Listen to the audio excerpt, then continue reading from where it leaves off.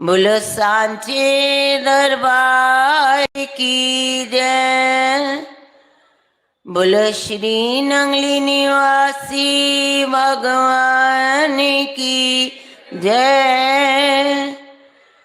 बोलो श्री परमहंस दयाल महाराज की जय। ईशा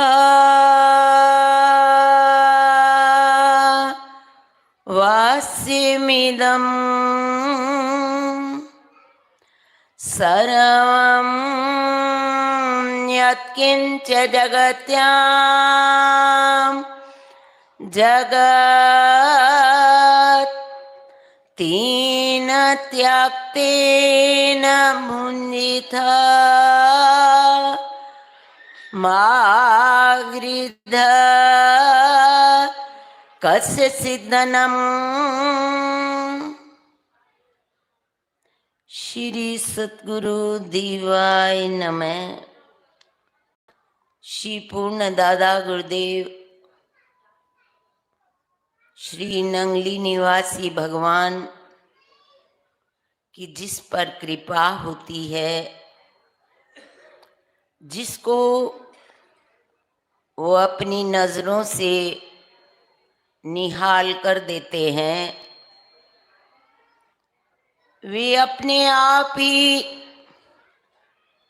आपकी महिमा, आपकी स्तुति गायन में निरंतर लगे रहते हैं। ये नंगली सेवा समिति श्री गुरु महाराज जी की अथाह कृपा से स्थान स्थान पर श्वास श्वास नंगली वाले के नाम से नंगली वाले की महिमा को विकीर्ण करने का पूरा प्रयास कर रहे हैं। हमारा कर्म जब निष्काम उनकी ओर बढ़ता चला जाता है, हमारे मन में कोई भी मान इच्छा की कोई भी लोलुपता नहीं रह जाती। केवल सतगुरु चरणों का अनुराग बढ़े, उनका प्रेम मिले, ऐसा ही निरंतर भाव बढ़ता रहता है तो गुरु महाराज जी की उस पर कृपा भी बनी रहती है। एक संत थे, बहुत पहुंचे हुए थे। उनके पास एक शिष्य आता है कि मैं नाम लेना चाहता हूँ। कहते हैं तू नवाबी और नाम लेना चाहता है? क्योंकि जब तक मन में किसी प्रकार का भी अहंकार का निवेश रहता है, हम नाम तो ले लेते हैं पर सदैव दुखी रहते हैं, परेशान रहते हैं। जिसके अंदर समर्पण भाव हो जाता है, कोई निंदा करता है, चुगली करता है, कोई ऊंचा चढ़ रहा है या नीचा चढ़ रहा है, उसको इससे कोई प्रयोजन नहीं रहता। वह तो अपने गुरुदेव की स्मृति में, उनकी सेवा में इतना तल्लीन रहता है कि उसको किसी वस्तु की कामना ही नहीं रहती। परंतु वे कहने लगे तू नवाबी, यहां तेरे ठाट बाट नहीं रहेंगे। तू चाहता है नाम दीक्षा लेना, तो उसके लिए तुझे 6 महीने बहुत परिश्रम करना पड़ेगा। तन मन को उत्सर्ग करना पड़ेगा। मेरी मौत जैसे होगी वैसे तुझे रहना पड़ेगा। नवाबी छोड़ने को तैयार है। कहने लगा जैसे आप कहो। कहते लंगर यहाँ पर निरंतर बनता है। जंगल में जाकर लकड़ियां बीननी और लानी, और कोई भी उसके प्रति तुम्हारे ऊंच नीच भाव ना हो। 6 महीने का अंतिम दिन, गुरु से दीक्षा लेने का समय, और वह लकड़ियां बीन कर ला रहा है। बाजार से गुजर रहा है और जलेबी तलते हुए देखता है, खुशबू आती है। मन में सोचता है जब नवाब था तो कितनी जलेबियां, क्या कितनी मिठाइयां बनवा लेता था, बांटता भी था और खाता भी था। आज एक जलेबी को भी तरस गया हूं। परंतु गुरु की आज्ञा को सोचकर, उस भाव को वहीं छोड़कर, जब वह गुरु के समीप पहुंचता है, गुरु कहते हैं जा वापस, ये अलमारी खोल और यहां तेरी जलेबी पड़ी है, निकाल ले, खा ले और यहां से जा। बड़ा परेशान, एक छोटा सा भाव आया और उस भाव को इन्होंने पहचान लिया। कहते नहीं नहीं, चरणों में गिर पड़ता है, मैं आपकी शरण में हूं, मैं आपसे नाम दीक्षा लेना चाहता हूं, आप जो भी कहोगे वह करूंगा, परंतु मुझे नाम दीक्षा मिल जाए। वे कहते हैं 6 महीने, अब पुनः लकड़ियां बीनो और लेकर आओ, मंजूर है तो रह जा, नहीं मंजूर तो चला जा। 6 महीने तक फिर वही कार्य। अंतिम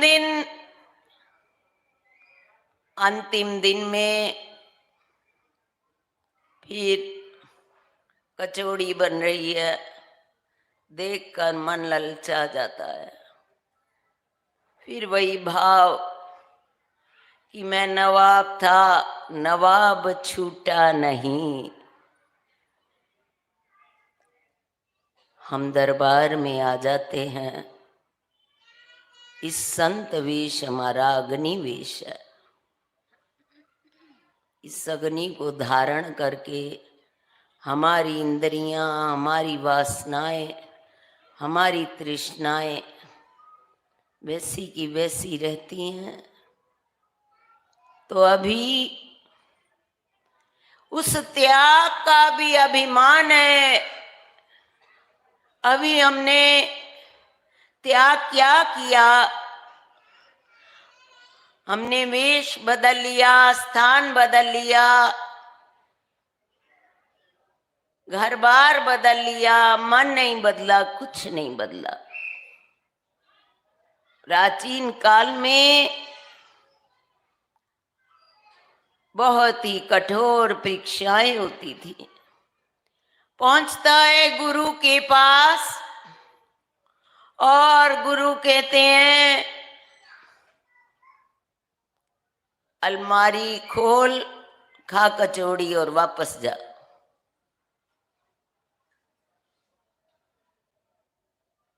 बड़ा परेशान, फिर चरणों में गिरता है, गिड़गिड़ाता है, फिर क्षमा याचना मांगता है। और कहता है एक अवसर और दे दो, एक अवसर और मिलता है 6 मास का। 6 मास तक फिर लकड़ियां बीनी, फिर अंतिम दिन आता है, कहता है आज नहीं बाजार से जाना। ये बाजार बड़ा मुझे दुखी करता है। चाहे मुझे जंगलों से कहीं से भी गुजर के जाना पड़े, मैं ना बाजार में जाता। इस बाजार ने मुझे 2 बार धोखा दे दिया। फिर ना जाने कौन सा संकल्प उठ बैठे और गुरु को पता चल जाए। गुरु कौन है?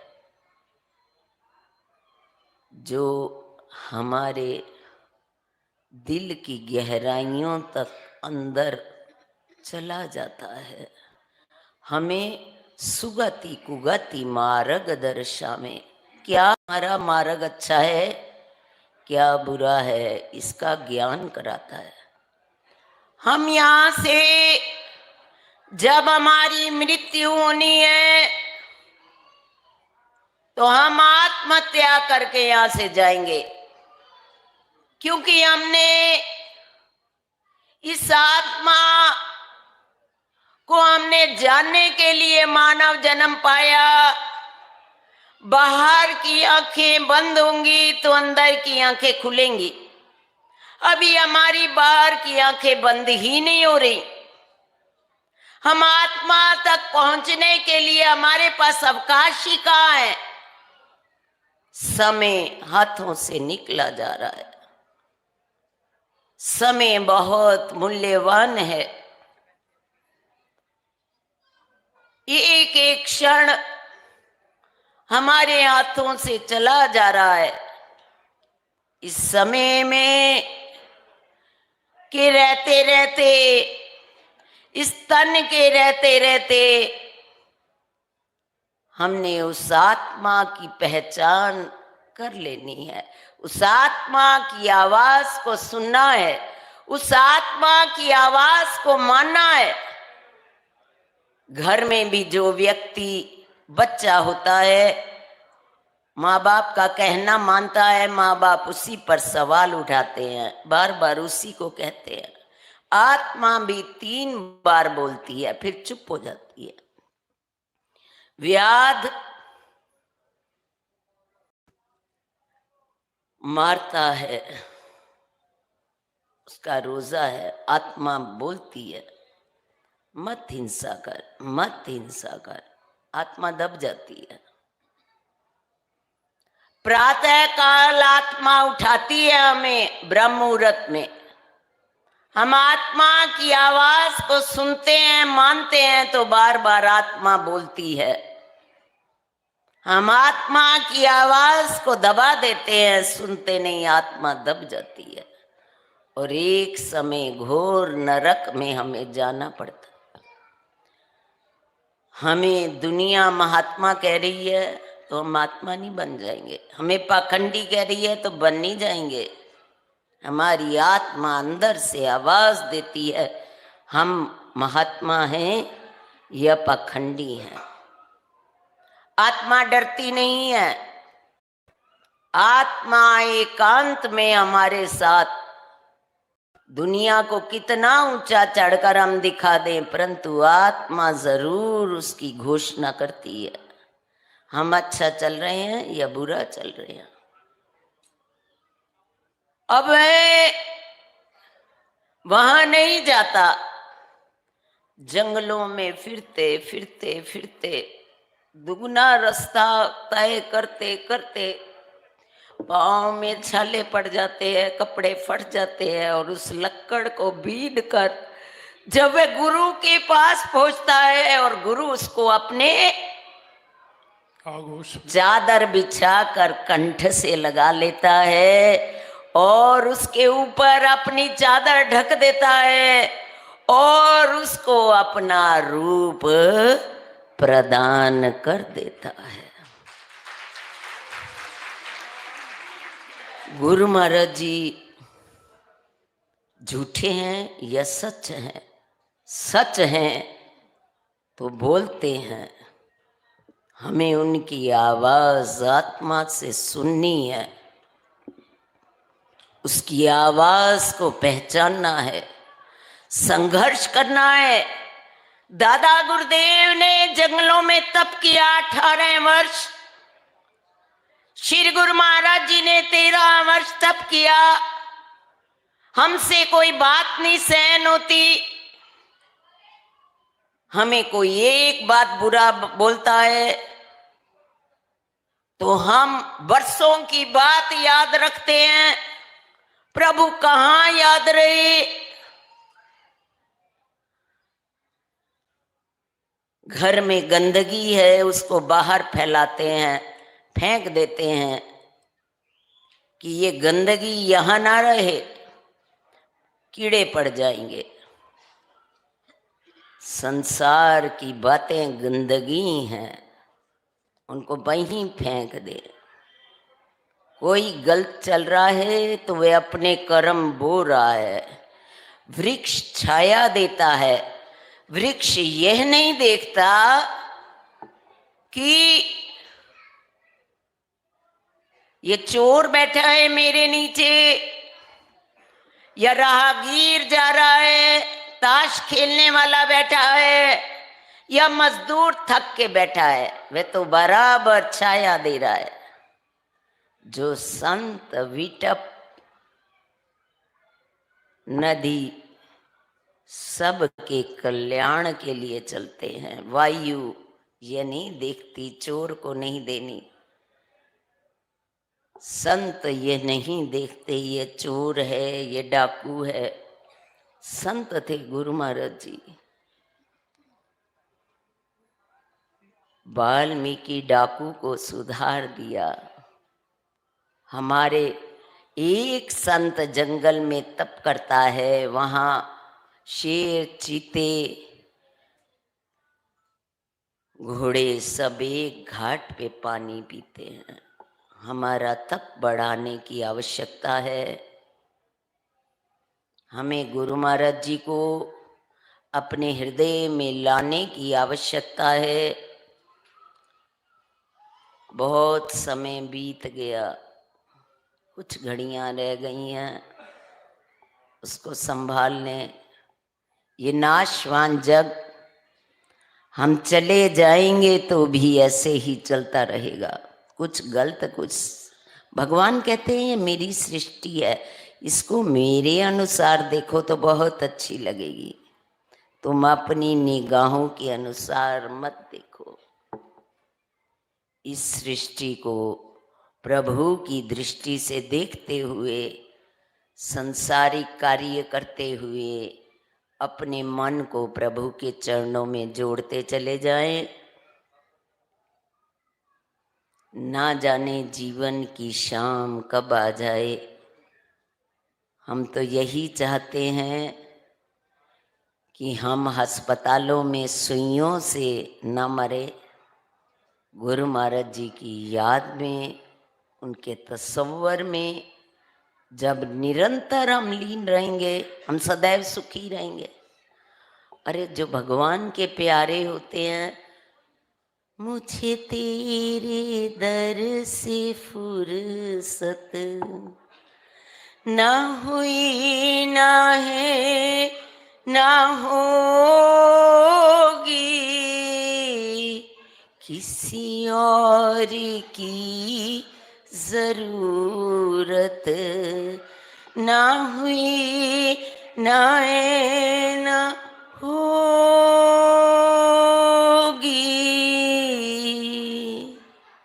उसको प्रभु के दर से अवकाश कहाँ, कहीं और सोचने का समय कहाँ। वे तो प्रभु के दीवाने, प्रभु की मस्ती में ही मस्त रहकर इस जीवन यात्रा को पूर्ण कर देते हैं। बोलो जयकारा।